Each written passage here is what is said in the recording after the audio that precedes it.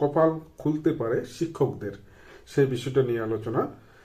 এটি হচ্ছে এমপিওভুক্ত জটিলতার সত্যের কারণে ষষ্ঠ গণবিজ্ঞপ্তিতে সুপারিশপ্রাপ্ত হয়েও এমপিওভুক্ত হতে পারেনি কারিগরি শিক্ষকরা। তবে আবেদন বাতিল হওয়া শিক্ষকদের জন্য সত্য শিথিল করার উদ্যোগ নিয়েছে কারিগরি শিক্ষা অধিদপ্তর। বৃহস্পতিবার 1 জানুয়ারি কারিগরি শিক্ষা অধিদপ্তর সূত্রে জানিয়েছে, কারিগরি শিক্ষা অধিদপ্তরের 50তম এমপিও কমিটির সভায় 142টিরও এমপিও আবেদনের ফাইল বাতিল করা হয়। কাম্য শিক্ষার্থী, কাম্য পাশের হার ও কাম্য পরীক্ষার্থী না থাকায় এসব ফাইল বাতিল করা হয়েছিল। 2025 খ্রিস্টাব্দের ফলাফল বিবেচনা করায় এসব আবেদন বাদ দেয় কর্তৃপক্ষ। এর আগে গত রবিবার দীর্ঘদিনের বৈষম্য নিরসন এবং এমপিও কার্যক্রম দ্রুত করার দাবিতে কারিগরি শিক্ষা অধিদপ্তরের সামনে মানববন্ধন করেন ভোকেশনাল শিক্ষক সমিতির নেতাকর্মীরা। কারিগরি শিক্ষা অধিদপ্তরের অধীনে কর্মরত এমপিওভুক্ত ও ষষ্ঠ নিয়োগ বিজ্ঞপ্তিতে সুপারিশ পাওয়া এমপিও প্রত্যাশী শিক্ষক কর্মচারীরা অংশ নেন। মানববন্ধনে তারা জানান, বৈষম্য বিরোধ ছাত্র আন্দোলনের মাধ্যমে গঠিত নতুন বাংলাদেশ এখন কারিগরি শিক্ষা অধিদপ্তরের অধীনে শিক্ষক কর্মচারীরা নানা বৈষম্যের শিকার হচ্ছেন, যা অত্যন্ত দুঃখজনক। ভোকেশনাল শিক্ষক সমিতির দাবি অনুযায়ী মাধ্যমিক ও উচ্চ শিক্ষা অধিদপ্তরের শিক্ষকরা একই প্যাটার্ন থেকে নিয়োগপ্রাপ্ত হলেও কারিগরি শিক্ষা অধিদপ্তরের অধীনে এমপিও নিষ্পত্তি ও প্রশাসনিক সুবিধার আকাশ পাতাল বৈষম্য রয়েছে। দীর্ঘদিন এমপিওভুক্ত না হওয়ায় অনেক শিক্ষক পরিবার পরিজন নিয়ে মানবতার জীবনযাপন করছে। কেউ কেউ বাধ্য হয়ে কর্মজীবন ছেড়ে দিয়েছেন এবং সামাজিকভাবে চরম দুরবস্থার সম্মুখীন হয়েছেন। দৈনিক শিক্ষা.কমকে তারা 5 দাবির কথা বলেছেন।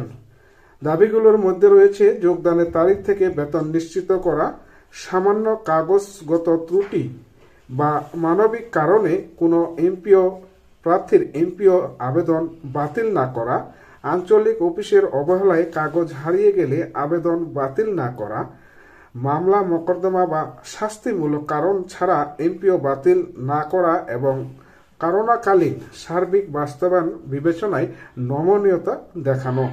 এছাড়া উল্লেখ করা হয়, মাঠ পর্যায়ে শিক্ষকরা নিয়মিত বেতন পেলেও গত 4 মাস ধরে কারিগরি শিক্ষা অধিদপ্তরের অধীনে কোনো এমপিও নিষ্পত্তি হয়নি, অথচ বিপুল সংখ্যক আবেদন অসম্পূর্ণ অবস্থায় রয়েছেন। এসব আবেদন দ্রুত নিষ্পত্তি করে সব এমপিও কার্যক্রম সম্পূর্ণের জোর দাবি জানানো হয়। ভোকেশনাল শিক্ষক সমিতির আশাবাদ ব্যক্ত করে বলেছে, বৈষম্যহীন বাংলাদেশ গঠনে সরকারের সদিচ্ছার মাধ্যমে কারিগরি ও মাদ্রাসা শিক্ষা অধিদপ্তরের অধীনে শিক্ষক কর্মচারীদের মধ্যে বিদ্যমান বৈষম্য নিরসন হবে এবং ন্যায্য দাবিগুলো দ্রুত বাস্তবায়িত হতে হবে। এসব বিষয় নিয়ে কিন্তু মানববন্ধনও বলা হয়েছে এবং সেখানে দৈনিক শিক্ষা.কমকে কিন্তু 5টি দাবির কথা বলা হয়েছে।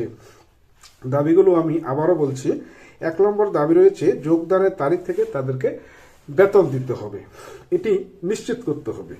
2 নম্বর হচ্ছে, সামান্য কাগজগত ত্রুটি বা মানবিক কারণে কোনো প্রার্থীর এমপিও আবেদন বাতিল না করা, মানে বাতিল না করতে সামান্য কোনো 2-1 কাগজপত্র থাকলে সেটি বাতিল করে দেয়, এই বাতিলটি যেন না হয়।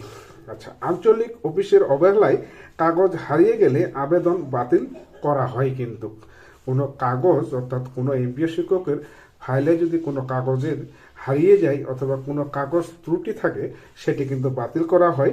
তবে এটি একটি বৈষম্য বলে তারা মনে করেছে এবং এটি যেন বাতিল না করা হয় তার জন্য তারা আবেদন করেছে এবং এইখানে দাবিটাও দেওয়া হয়েছে যে এটি তো আমাদের দোষ না, আমরা তো ফুললি কাগজ দিয়েছি আমার ফাইলে, তবে 2-1টি কাগজ যদি আঞ্চলিক অফিসে হারিয়ে যায় সেটি তো আমাদের দোষ না, তারা চাইলে আমরা আবার পুনরায় সেই কাগজটি দিব। আচ্ছা, মামলা মোকদ্দমা বা শাস্তিমূলক কারণ ছাড়া এমপিও বাতিল না করা, অর্থাৎ কোনো মামলা মোকদ্দমা এই দুটি থাকলে হয়তো এমপিও বাতিল করতে পারেন, কিন্তু কোনো কারণ ছাড়াই হুটহাট করে যে তাকে এমপিও বাতিল করে দিবেন, এটি কিন্তু তারা মেনে নিতে পারছে না। এর জন্য তারা এটির জন্য আবেদন করেছে এবং এই দাবিটির ভিতরেই এটিও আছে। করোনাকালীন সার্বিক বাস্তবতা বিবেচনায় নমনীয়তা দেখা। আপনারা জানেন করোনাকালীন কিন্তু ছাত্রছাত্রীর সংখ্যা একটু কম ছিল, সেখানে অনেকেই ঝরে পড়েছে করোনাকালীন। আমি যেহেতু দৈনিক শিক্ষা .com সাংবাদিক, দীর্ঘ 15-16 বছর ধরে এই পেশায় রয়েছি এবং শিক্ষা বিষয় নিয়ে মোটামুটি একটু জানি। করোনাকালীন আসলেই আমরা যখন রিপোর্ট সংগ্রহ করি কিংবা আমি যখন রিপোর্ট সংগ্রহ করতে যাই, তখন কিন্তু বাস্তবিক ছাত্রছাত্রীর সংখ্যা কম পেয়েছি এবং অনেক ছাত্রছাত্রী কিন্তু সেই করোনাকালীনই তাদের লেখাপড়া থেকে দূরে চলে গেছে। এবং আমার এই এলাকাটা প্রত্যন্ত হয়, এই প্রত্যন্ত গ্রামের ছাত্রছাত্রীরা অনেকেই সে সময় বেশিরভাগ ছাত্রছাত্রীর বিয়েও হয়েছে এবং বেশিরভাগ ছাত্র লেখাপড়া ছেড়ে অন্য পেশায় নিয়োজিত হয়েছে, এটিও সত্য। তো দর্শক, আজকে ছিল আপনার এই যে সত্য শিথিলের উদ্যোগ এবং কপাল খুলতে পারে শিক্ষকদের, এই বিষয়টা নিয়ে আলোচনা। আশা করি আমাদের এই ভিডিওটা ভালো লাগবে এবং আপনারা এই বিষয়টা নিয়ে একটু দেখবেন। ভালো থাকবেন, সুস্থ থাকবেন। অবশ্যই আমার চ্যানেলটি যারা সাবস্ক্রাইবার করেননি তারা সাবস্ক্রাইবার করে নেবেন, আর যারা সাবস্ক্রাইবার করেছেন তাদের কাছে আমি কৃতজ্ঞ। আপনারা যদি কোনো বিজ্ঞাপন দিতে চান তাহলে আমাদের দৈনিক শিক্ষা .com-এ দিবেন এবং এটি শিক্ষামূলক বাংলাদেশের একমাত্র অনলাইন শিক্ষা বিষয়ক পত্রিকা, সেটিতে আপনারা দিতে পারেন। এছাড়াও রয়েছে আমাদের প্রিন্ট পত্রিকা দৈনিক আমাদের বার্তা। ভালো থাকবেন, সুস্থ থাকবেন। আল্লাহ হাফিজ।